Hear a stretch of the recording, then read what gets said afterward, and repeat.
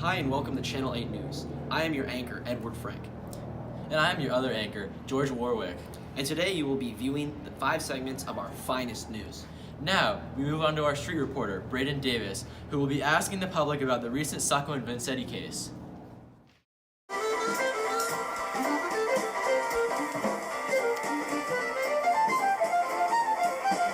Hi, my name is Braden Davis. Hi, nice to meet you. I'd like to ask you some questions about the Sacco and Vanzetti case. Do you believe Sacco and Vanzetti are guilty of the crimes that they are accused of? Yeah, I think them damn Guidos are guilty. Interesting. Do you think that it was justified for Sacco and Vanzetti to be armed? No, those damn gangsters are dangerous and should never see a gun in their miserable lives.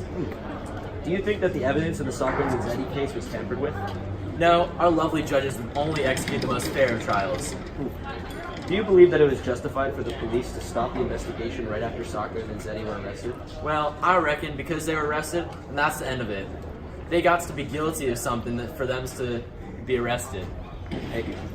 Nice to meet you. What's your name? I'm Gabby. Nice to meet you. I'm Braden. I'd like to ask you some questions about the Sacco and Vanzetti case. Okay. Do you believe Sacco and Vanzetti are guilty of the crimes that they're accused of? No, absolutely not. They're innocent immigrants being subjected to an unfair accusation. Do you think that it was justified for Sacco and Vanzetti to be armed? Yes, it was justified. Life for these immigrants is tough, and they do whatever they can do to get them through the day. Do you think that the evidence in the Sacco and Vanzetti case was tampered with? I believe so. The racist folk, the only ones in the jury, and I swear the judges are white supremacists that don't give non-whites a chance. Interesting. Do you believe that it was justified for the police to stop the investigation right after Sacco and Vanzetti Hell were arrested? no! That is so unfair to hit and arrest them and not continue to investigate what actually happened. Sacco and Vanzetti are innocent. Thank you for your opinion. You're very welcome. My name is Braden. What is yours? My name's Natalie. If you don't mind, I'd like to ask you some questions about the recent Sacco and Vanzetti case. Do you believe Sacco and Vanzetti are guilty of the crimes they are accused of? Yes, I believe that the evidence was more than enough, and on top of it, those greasy Dago rats were involved in a similar case previously. Do you think that it was justified for Sacco and Vanzetti to be armed? No, I've seen many of these immigrants with weapons, so I don't really know how they're getting them, but I don't like it, so no, they shouldn't be armed and it's not justified that they are. Interesting.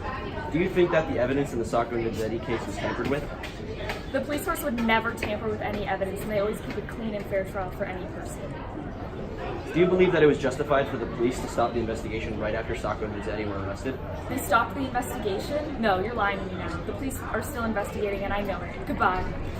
Hi, my name's Brandon. What is yours? Hi, I'm Lidiya. Hi, I'd like to ask you some questions about the recent Sacco and Vanzetti case. Do you believe that Sacco and Vanzetti are guilty of the crimes that they are accused of? I think Sacco and Vanzetti are not innocent and not guilty of those crimes. Do you think that it was justified for Sacco and Vanzetti to be armed? Yes, I do. Life is harder for us out here. Do you think that the evidence in the Sacco and Vanzetti case was tampered with? I would guess so, because us minorities don't get treated fair. I bet they swapped those guns or something like that to make them look guilty. Do you believe that it was justified for the police to stop the investigation right after Sacco and Vanzetti were arrested? Nah, that's some beef-ass police right there. Ain't no cops should stop investigating after an arrest, because that's just unfair. Thank you. Thank you, Marianne. Now we go on to the next segment.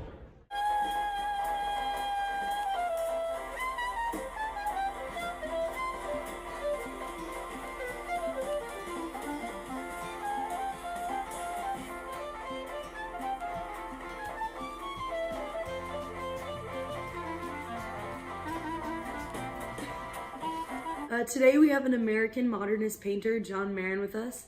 Thanks for coming in, John. No problem. Just excited to talk about my art. When and where were you born, John? I was born December 23rd, 1870 in Rutherford, New Jersey. And when did you first start getting into art? Well, I started getting into art a little bit later than others. I attended the Pennsylvania Academy of Fine Arts in 1901 at the age of 30.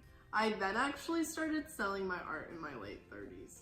Your use of abstract with watercolor is unlike anything ever seen. You've inspired so many artists, especially in your landscape pieces. What is your personal favorite work of art? Thank you so much. And it would have to be my piece which features the Brooklyn Bridge. This is my favorite subject for work. I love how it shows the rapidity evolving Manhattan skyline.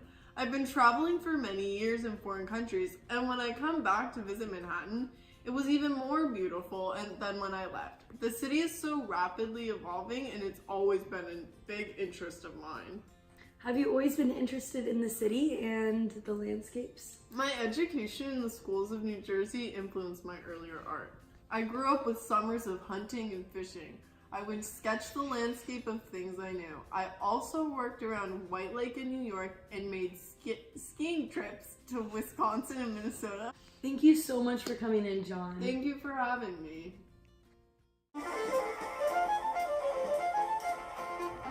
Hello, this is Natalie C back with your daily look at cultural issues in America. Today, we will be looking at how Marcus Garvey and the tragic UNIA still causes unrest in the neighborhoods of America. Marcus Garvey, a corrupt Jamaican-born politician that stirred chaos in our great nation early on in the decade, with his half-baked dream of the Empire of Africa, still has a lingering presence in our country. This is all a rising threat to all of our safety as blacks are becoming louder by the day. For those of you watching that don't know, the UNIA is, or was, a radical organization full of hot-headed blacks proclaiming their pride and demanding equality and a place in our economy. Founded in Jamaica in 1914, Garvey brought the organization to Harlem in 1916. From there, it spread throughout America and had 700 branches and in 38 states by its peak. Along with the UNIA, Garvey also incorporated the Black Star Line and the Negro Factories Corps. The Black Star Line was a short-lived steamship line, which is a knockoff of the British White Star Line.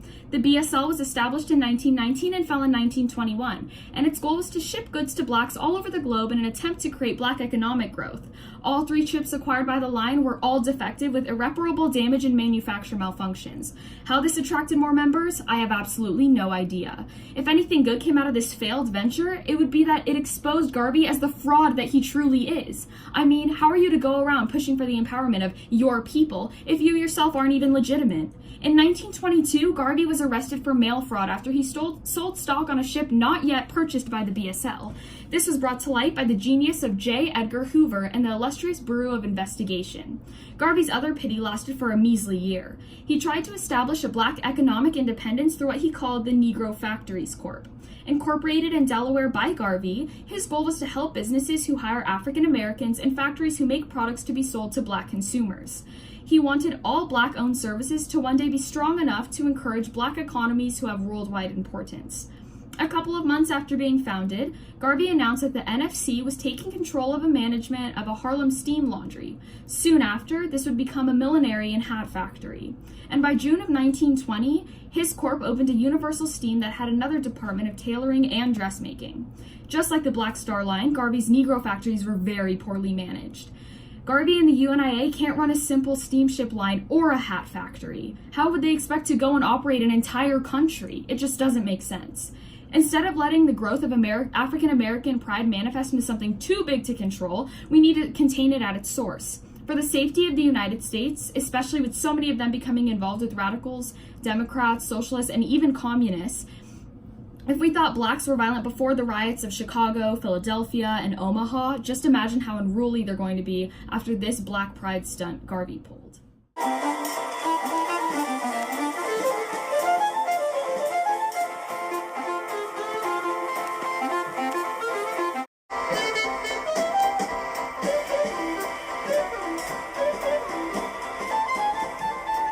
Chloe, it's so bright out here. No, my eyes are burning.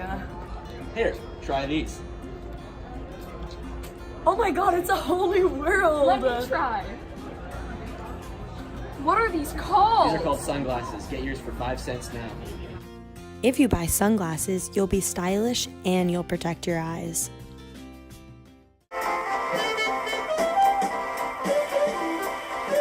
Hello, America. This is Luke from Channel 8 News Today, and we have a very special guest with us, Braden Davis, investigator and expert in the newly arising Teapot Dome scandal. Hello, Luke. It's great to be here today. So, Braden, for anyone who isn't familiar with this event, what's going on? Well, Luke, this is just about the biggest event to happen in my lifetime. Secretary of the Interior Albert Bacon Fall has leased Navy petroleum reserves at Teapot Dome in Wyoming and 2 locations in California to private oil companies at low rates without competitive bidding. He was convicted of accepting bribes from oil companies, and that's a problem. Well, Braden, now that we have the background, I have a few questions for you. Fire away, Luke. Why would Fall do such a thing? Politicians love their money, I'll tell you. I've investigated many cases where a greedy politician accepts a bribe, which always turns into more bribes. Do you know how much Fall made from this? Fall made a total of $100,000 from Edward Doheny and received other gifts from Doheny and Harry Sinclair, totaling up to $504,000 from this scandal. Did either of them end up in jail? Fall and Sinclair ended up in jail, while Doheny did not. Do you think that this scandal is the largest and most influential scandal in the history of U.S. politics? I would have to say yes, due to the amount of money involved. Well, looks like we ran out of time. Thank you for coming on my show. Surely, it was a pleasure. Good afternoon, America. This is Natalie from Channel 8 News, live from Benton, Kentucky. Today I'll be speaking with the members of this farming community and how the crisis of the farms has impacted them. Hi, it's so nice to meet you and finally be able to talk to you about this topic. My name's Natalie. What's yours? Hi, I'm Jacob. It's very nice to meet you. Very nice to meet you. Anything you have to say? Well, I live on a farm and I mainly grow grains, but I also grow livestock as well. The times have been very tough around here as a result of the high product demands for corn, but we are getting by. Do you have any other insights on what's been going on around the farming community or how it's impacted you directly? Prices alone have risen a lot since 7 years ago by nearly 40%. It's certainly really tough. It's a really tough situation given that I've been waiting to expand my cropland to profit to support my family. Thank you so much for speaking to us today about this topic. I'm so sorry to hear everything that you've been going through, but I'm really glad that all of us were able to hear your insight on this. That's all right. Thank you. Yeah, thank you. Hi guys, welcome to Channel 8 News. I just wanted to ask you about what exactly the crisis on the farms is and how it's impacted you guys as farmers directly. Alright, so the problem comes from the military needs of the war, and after the war we had to go back to our old ways of farming. And crops right now cost more than they ever did. Do you have any insights about your personal experience with this farm crisis? It's been a cycle of debt for us for sure. Many new technologies are getting developed, and it's hard for the agricultural world to keep up. Yeah, the new machinery is very pricey, and the AA is trying to help us, but it's angering many of the consumers. What is the AA? What are they doing to, help improve the farmer situation? The AA is the Agricultural Adjustment Administration. They're helping us create a false scarcity, which farmers produce less, which makes the prices of our livestock and crops go up. Yeah, that's why the consumers are so angry, because the produce is so expensive. We hope to crawl out of the hole of debt soon, so we can do whatever we can to support ourselves. Well, that's all the time that we have for today, but thank you so much for joining us on Channel 8 News, and it was really nice getting to meet both of you guys. Yes, ma'am, you're very welcome.